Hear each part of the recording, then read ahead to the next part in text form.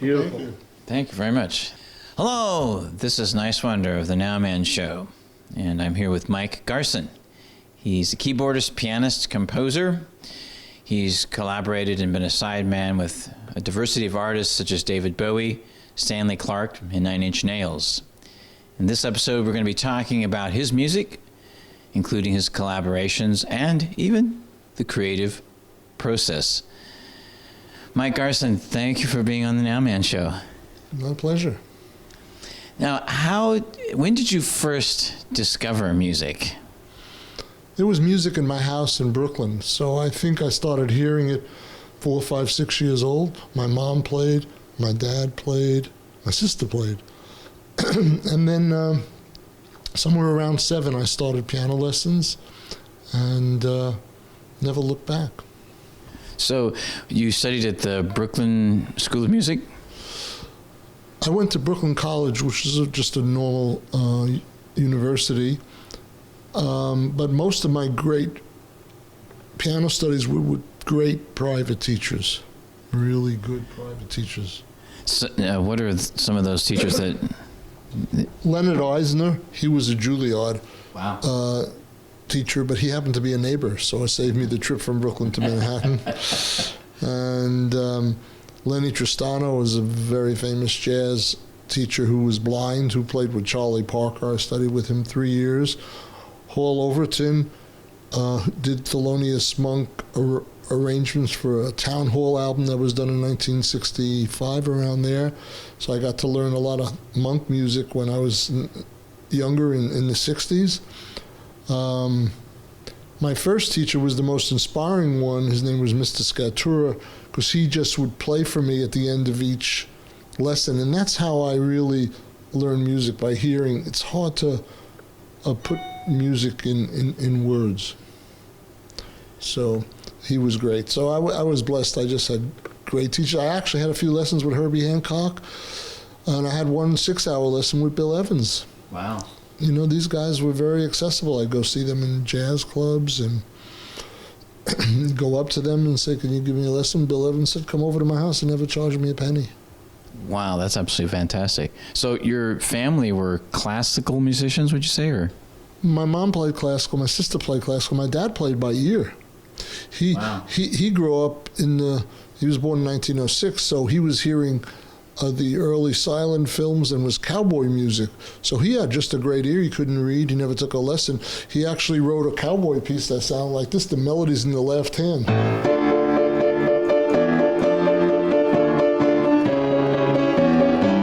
I mean, it's just amazing how he came up with that. He taught it to me when I was 12 or 13. For 5 years, I'm studying all this piano playing, and I couldn't do what he did by ear. So I think I got a lot from him. That's amazing. What was the first piece of music that really inspired you, would you say? I think when I was 11, I learned Fer-Elise, this one. But then I also learned the Moonlight Sonata.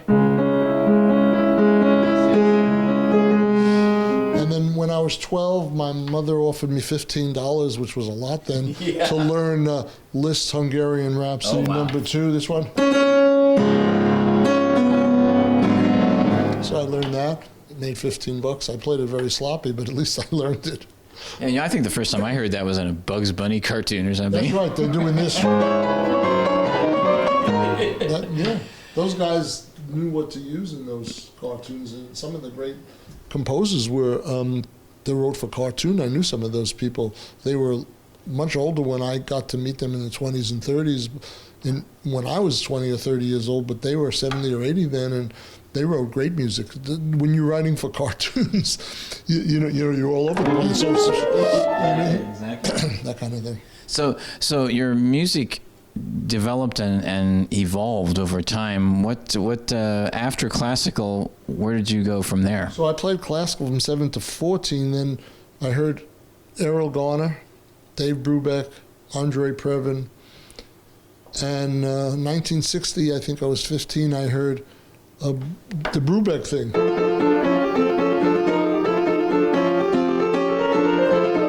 And that was in 9/8, and it was interesting. It went back from 9/8 to 4/4 in the middle, and it mixed classical and jazz, and I liked that. Yeah. And then I heard Errol Garner playing things like the, and I loved that. So I think I realized I was meant to be an improviser. And my Juilliard teacher, who was teaching me Mozart like this, he was teaching me that, and then he'd come in and I'm doing, and he didn't get it. He said I had delusions of grandeur. Now maybe he was right, but it didn't matter because I was hearing things in my head. So that was my last lesson with him. So there was this band, Brethren. Was that your first band? That was my first rock band. No, my first band was a jazz band with Dave Liebman, who's played with Miles Davis. That was called the Impromptu Quartet. That was when I was 14. Wow. And we used to play weddings and bar mitzvahs and little jazz gigs. We had Larry Coryell in the band and Randy Brecker, and we had Bob Moses on drums. And we had a band. But then when I was maybe in my 20s, the first rock band that I got called to tour with was Brethren. The drummer in that band was Rick Murata, who was a great drummer, played with Roberta Flack, and he wrote the theme for Raymond. He's a drummer. He's made a lot of money doing that. Wow. So he was a great drummer, and we had a great quartet. But the singer was a great singer, but sounded a little too much like Stevie Winwood, so we were like Traffic a little bit. We used to open for Joe Cocker and Leon Russell and maybe 20 other different bands over a period of a year or two. And but the band never made it. We had a great manager named Sid Bernstein who passed a few years ago. He brought the Beatles to Shea Stadium. Wow. So he loved us. They thought we were going to be the next Beatles. I didn't. Oh, really? So I did that for a year or two, and then it fell apart. I actually fulfilled the place of Dr. John. He did the first album with Brethren, and I did the second. We never met, but I always loved his playing. And then when that was over, I was playing jazz again. I worked with Elvin Jones at a little jazz club in the village called Pookie's Pub. It was across the street from the Half Note, which was on Spring and Hudson. And I went in to see Elvin, who was Coltrane's drummer. Coltrane had died a year earlier. He had a great band. I knew the sax player in the band and the bass player. And the piano player fell off the piano, drunk. Oh, wow. And they dragged him out onto the street. And Elvin got on the microphone and he says, "There's a piano player here." And I raised my hand. And I was dressed sort of in a tuxedo, and I had just come from a few days earlier seeing Arthur Rubinstein, and just psychically, he just says, "Come on up here, Arthur Rubinstein." Wow. And I went up and played for 3 days with him, and he paid me, and it was my greatest musical experience because he was so great as a drummer that my playing went from a scale, let's say on a scale 1 to 10, if I was at 6, I was 8 by the time I finished working with him 3 days later, just playing 2 or 3 sets a night. They were 6-hour gigs in those days. Wow, yeah, exactly. Then you met Annette Peacock? Annette Peacock was an avant-garde singer. She had been married to Paul Bley, who recently passed, sadly, and Gary Peacock, the great bassist who worked with Keith Jarrett. And then she herself was an avant-garde singer and composer. Bowie happened to know her. I played on her album called I'm the One. Mm-hmm. I got to play a little avant-garde playing on that. When Bowie came to America for his first American tour with Spiders from Mars, he didn't have a pianist. So he ran into her. He asked her, "Do you know somebody?" She recommended me, and they hired me for 8 weeks, and they never were able to quite get rid of me because I did his first American tour. And then I did his last concert in 2006, which is crazy, with probably 400 concerts in between and maybe 18 albums or something like that. That's fantastic. We're going to do another episode to totally pay tribute to David Bowie. He deserves it. Fantastic. Can you play? You have some solo albums too that you've done. 10 or 15 solo albums. Most of them, solo jazz albums or classical albums. If you sell 5,000 or 1 or 2, you're doing good. I did one jazz album with Stanley Clarke. It probably sold 50,000, but they're always small. But they're around, and eventually I'll put them all up on YouTube. What were you thinking? Oh, that's a good question. I'm going to leave that up to you. To play Do you have a favorite piece? The thing I played was a total improvisation. I happen to like that one because I'm good for 1 out of 10 or 1 out of 5. That one felt very good. It has some impressionist elements, which I haven't touched on for a while. So I enjoyed that one. I could play, well, do you want to hear some jazz or a classical piece made up? Do you have a preference? No preference. I'll leave that up to you. Be spontaneous in the moment. Well, let's see what happens. Then I'll tell you what I played after, if it happens to be a song. Excellent. Fantastic.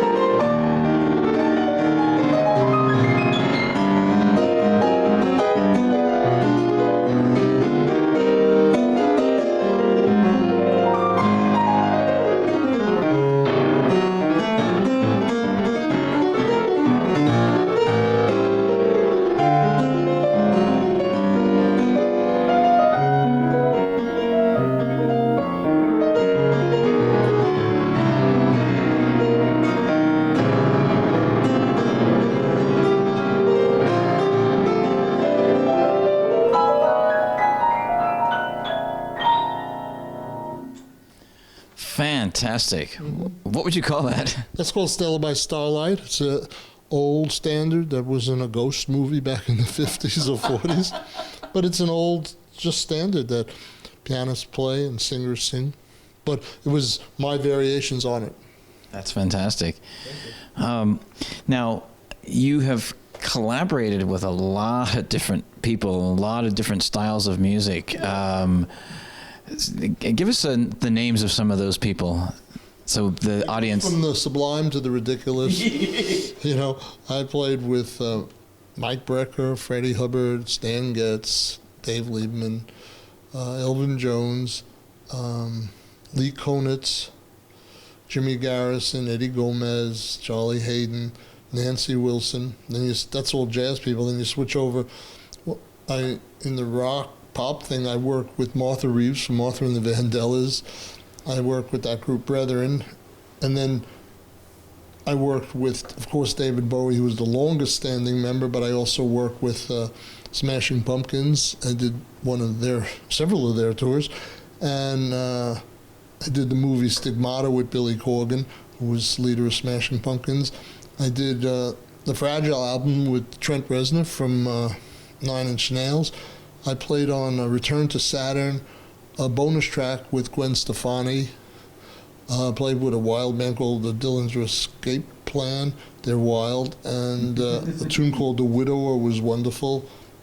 I mean, it's still going. I get calls from a lot of unknown but very talented people all around the world, and I'm able to do the music in my studio here. And it goes on and on. I probably forgot 50 of them right now, but that gives you a rough idea. And Ava Cherry, I think. I worked with her with David Bowie for sure. Yeah. She was a singer. Luther Vandross, who was in the Mike Garson band when we opened for David Bowie. So was Dave Sanborn on alto sax. He was amazing. And Dennis Davis played drums. I mean, we had just tremendous band. Michael Kamen, who passed several years ago, was a great film composer, but he was the music director on one of the Bowie tours. And very talented guy. Been very blessed. It's still going. You know, I get the wildest calls out of nowhere, and even played some country music for someone a few weeks ago. Was a singer-songwriter. Got to use my Floyd Kramer licks. So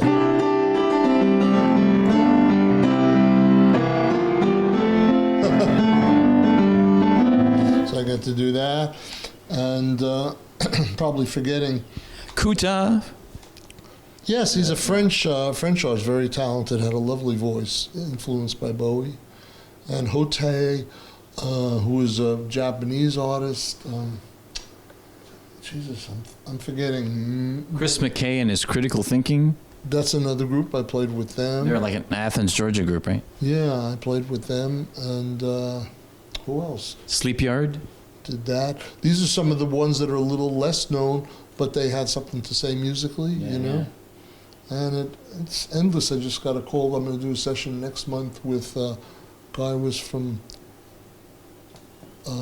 Martine Nobles or something like that. He played with Porno for Pyros or something like that. And that's Perry Farrell.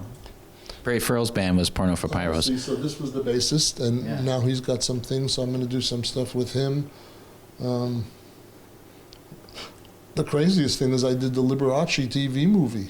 Oh, you did? And I played all the piano parts after he passed. This is back in '80. It was an ABC special of the week, so I had to learn all things that he did, Clair de Lune and Tchaikovsky Piano Concerto, and that was a very humbling period because I always thought of him as more commercial, and I wasn't a big fan of his as a jazz musician, but when I grew up as a kid at 7, 8, 9 years old, he had a TV show, and I would see it in the afternoon at 1 p.m., and he was actually great, and I liked him then. So it was only when I got the jazz mentality that I dismissed him, but when I had to learn his music, it was very humbling because it was hard. Yeah, exactly. He was a great entertainer too. See, that's where some people get distracted, is that they can be a great artist and musician, but they have to entertain. That's their job. Well, he certainly influenced Elton John and Bowie. Mm-hmm. He was the highest paid act in Vegas when I was working there back in the 70s. Phenomenal. And there's also photographer Alex Boyd. Who is this guy? He's a lovely guy. He's a very good photographer. He just called me. He was a big Pumpkins fan. He called me 10, 15 years ago, and he asked if he could create a MySpace site for me, and he just helped me. He asked me to write electronic music and other kinds of music, and he used to put it up for me. I knew nothing about, this is pre-Facebook, that whole world, and he was very helpful. But he's also talented in his own right as a photographer. And you worked with him on a film project? I think I did something with him on that. I mean, you know more about me now than I do, so this is very, very good. So, Now, let's bring it up to date. I would like to talk about the creative process when we wrap this up, but you were commissioned in 2014 to do a piece with a brain surgeon. Yes. Over the last 20 years, I have been fooling around with what I thought could be the healing effects of music. I mean, I'm not reinventing the wheel. Music does make you feel better. But I started to go in a little more detail on it, and I connected with this brain surgeon. I wanted to be a doctor when I was a kid. Oh, really? He was a pianist, so we wanted to switch roles. I told him not to give up his day gig. Yeah. But he also told me, don't study those books, stay with the piano. So I told him, I had this idea of a healing suite, a symphonic piece with 100 people on stage, children's choir, jazz musicians, opera singers, pop people. And he got interested in it. So he said, give me 30 pieces and I'll test it out on 100 patients. They chose their favorite 12. So the things they chose were obviously calmer, quieter, more melodic. And I developed this whole suite based on some beautiful music. And we performed the debut of it 2 years ago or a year and a half ago, at Segerstrom Hall, a gorgeous hall in Orange County. 1,700 people, was packed. And now I'll be doing that with other symphonies around the world over the next 5 years. Plus, my next work, I'm going to write a piece regarding autism, and I have children with autism will be on stage performing with me. My grandson is 12. He has autism, and he's a very good pianist. Wow. Yeah, so I'm learning a lot. I'm also working with Vanderbilt University, doing some studies with autistic children where they're testing some of my music out and see how it affects the brain. Because they think there's some synchronization that's off between their eyes and their ear, and they're hoping that my music or other music, whatever, tends to bring that together. So I'm very interested in that, and very dedicated to it. So I believe that'll probably be half of the things I do.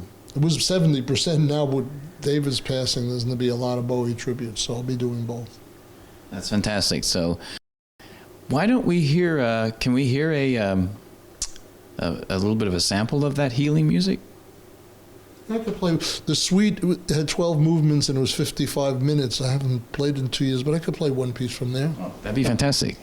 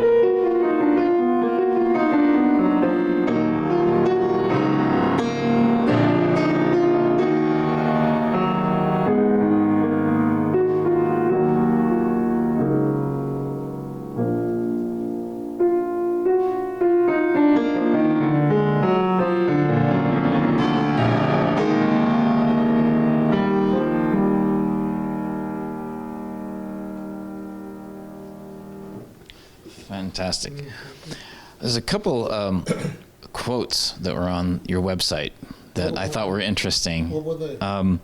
Embracing the idea of the Renaissance man, Mike continually experiments with new ways through which he can communicate his humanistic ideals and hopes for the world in which he lives. Sounds good on paper. I believe that who you are and who your music are one and the same at a certain point, and if you keep developing it in your own voice, I know Bowie was definitely on page with me with that. I believe that you could express a lot that you can't say in words. So I just like the fact of music not only healing physically, but mentally and spiritually, preventive medicine, It makes for good transitions before a person dies, hearing some calm, beautiful music, be it Bach or Beethoven, Chopin, some of the things I've been writing lately. So I don't know what to say about that, you know. That says it all.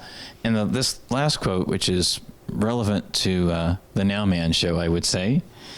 Well, my music is called Now Music.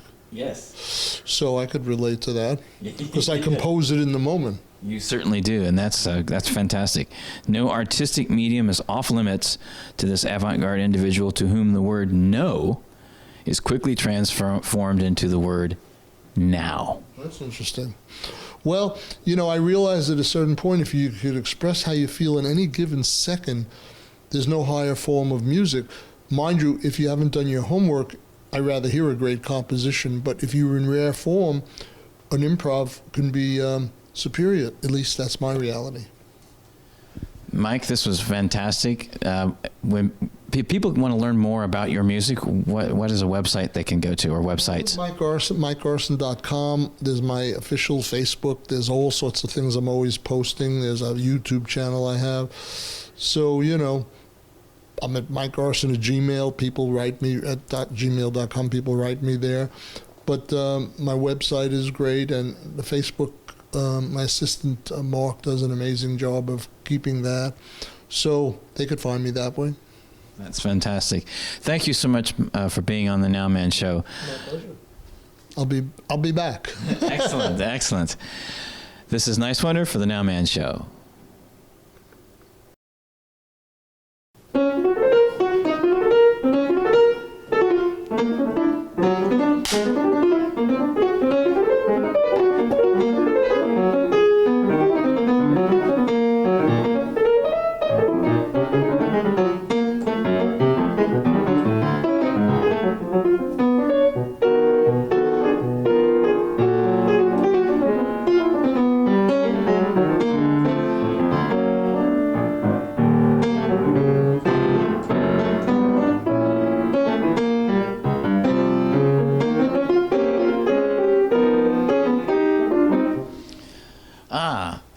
Would you call that atonal music? That was a little atonal. Yeah.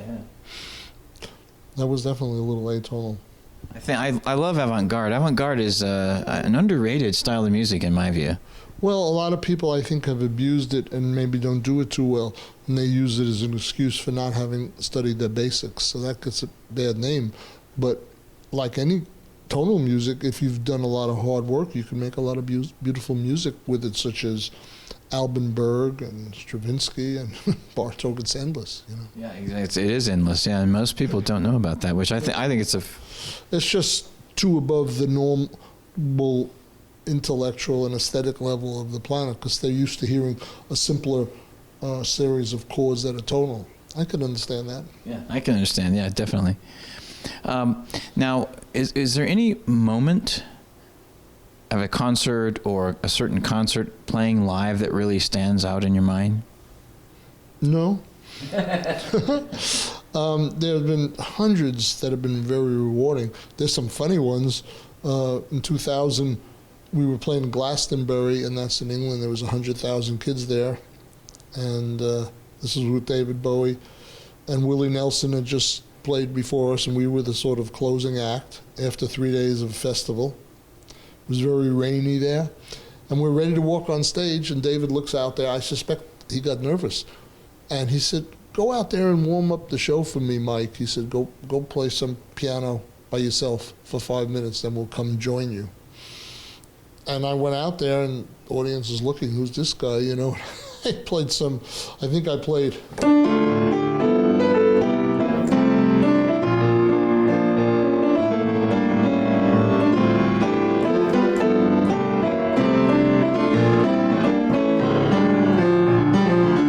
Greensleeves. And I did that for 5 minutes, and the band came out. But it was nerve-wracking, especially since when I went on the stage, my keyboards were not working. So every tech guy in the place was running around, wiring, fixing.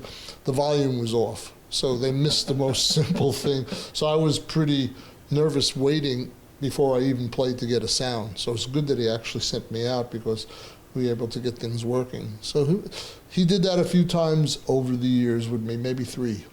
And that was a great experience. There was some smaller ones playing in a jazz club in Catalina Bar and Grill.